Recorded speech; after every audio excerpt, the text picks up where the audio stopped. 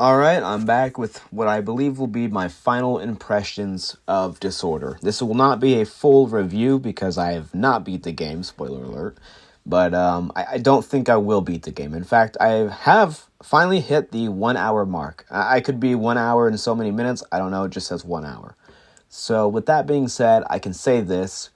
I got to the third boss. I beat the second boss on stream, I say first try, but I did technically die and then revive. But I still beat him first life, we'll say.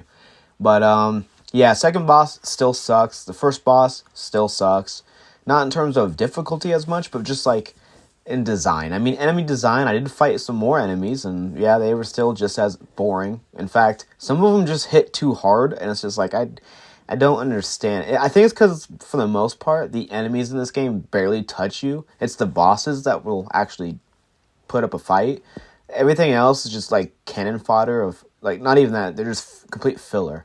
So I think each level is, I say level, but each arena, I don't know. It's all boring until you get to the boss. And then it's just a disappointment in terms of, oh my god, I just died in some dumb way. You know, whether it's skill, whether it's just, a mistake or any reason, it's just damn, I just died and I can't revive. So now I got to respawn at the very beginning of the game and do all the work over again. And some people might like that. I do not. In fact, it's I just slogged through all of that. Now I got to do it again. It's wow, dude. To me, this kills the game. It's just this is bullshit, That's just a roguelike for you, Like I said, some people like that. I'm not one of those people. And I want to reiterate, when I got this game, I did not know it was a roguelike. So that's on me, but still. Otherwise, I would not have bought it. Actually, that's not true. I probably would have been all right, let me try it. And then I would have had the same experience. But the third boss, I can say, pretty cool concept, pretty cool design. It's basically a 3 boss fight. And whatever color the screen is, the hue, is what boss you have to deal damage to. And they're these, you got a red, yellow, and blue samurai. And from my experience, it seems like the red and yellow ones kind of stay stationary. They'll move around here and there, but they kind of stay stationary and just kind of do slash attacks where it's just a wave of an attack flies at you. And then the blue one will kind of charge you. So I like the idea. And it doesn't seem like a tough fight, even if I have died 2 to 3 times. I lost track. It's only 2 or 3 times I died to this boss. Because the first time I get there, it's oh wow, I have no healing potions, which I cannot. I have so many problems with this game. You can't get any healing potions from the vending machines, that's where you buy them, until you've beat a boss. Then the vending machine spawns. And once you buy anything from it, it disappears. I do not know if you progress through each floor. If I, instead of... Wait a minute. I don't know. I don't know if the vending machine works the way I think it does, where you have to use it right after the boss, or if you go to the next floor, obviously you don't have it anymore. I don't know. I don't really care too much to try to find out, because I'm so bored after respawning. It's just dude, I gotta go through all these boring ass fights again, and they're not hard. I can't stress that enough. They're not hard. It's the bosses, different story. They might be a little challenging. It's really depending on how you're playing. But just the fucking enemies are so boring. They barely attack. You're spamming buttons because they just have a lot of health. It's man, I'd rather jack off or just do something more entertaining. Get something out of it rather than just fucking waste my time, So, yeah, I don't know. I mean, I don't know if this is going to be the last time I play this game, to be honest. Because after tonight, I made some progress, and I'm happy with that. And I progressed the story for a little bit, for what it's worth. Have no fucking clue what's going on still. But I just, I don't give a shit about the story, as I mentioned previously. And at this point, it's just I don't typically delete games either, so I'll probably save it on my console. But I don't know if I'll return to it. I don't care enough.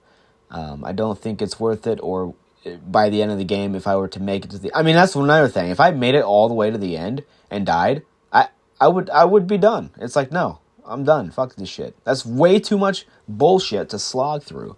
So there's some things that I wouldn't mind that might kind of defeat the whole roguelike purpose of this game. If you died on, let's say, floor number 3, if you died on that floor, if you could at least respawn at the very beginning of that floor. I know that kind of defeats the purpose of the roguelike in a way. I mean, maybe you could have it like a roguelite, you know, kind of like how you have Souls-like and Souls-light games. So, I mean, at the very least, that wouldn't be as bad. I would have played longer for sure, because I could have made it back to the boss. You know, the third boss, that's however many fucking... That's 3 floors and however many arena fights to go through. Like, that's fucking... It's just annoying. It's not hard. It's just boring. The bosses, you know, they're whatever. I think they kind of suck for the most part. Besides the third boss, I think the third boss is pretty cool, design-wise. And, you know, these samurai guys. Samurais are fucking cool. But, like, everything else just sucks about this game. Except some of the music.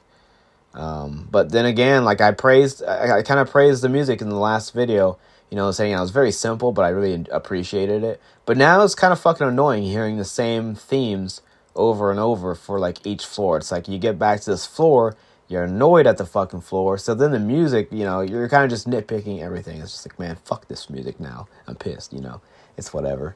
But, yeah, probably my final impressions of this game. It really depends. Do you like roguelikes? If you do, give it a try. If you don't like roguelikes, do not waste your time with this game. I don't care if it's an indie game or not. You know, I've seen people defend, you know, this game or other indie games just because of the fact of it being an indie game. It's like, no, that doesn't mean your game's gonna get, you know, it's just because it's an indie developer doesn't mean you should get, you know, a more of a chance. I mean, maybe not, but either way, like, it doesn't mean if your game sucks, we're going to be like, it's not that bad, it's alright. You know, if your game sucks, it sucks. That's just how it is.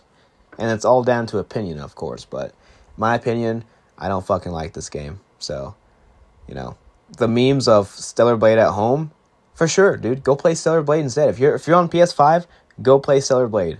It's a little bit of a different game, but it's way better in every possible way. And I promise you that.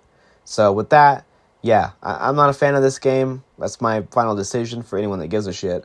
And with that, thanks for watching. Leave a like if you enjoyed, or dislike if you didn't. If you watched the first video, I hope you enjoyed the whole toxicity System of a Down. I took a copyright for that. But, you know, if someone wants to make money off me, I don't give a shit. I just want to make the video. So, anyways, thanks for watching, and subscribe for more random shit.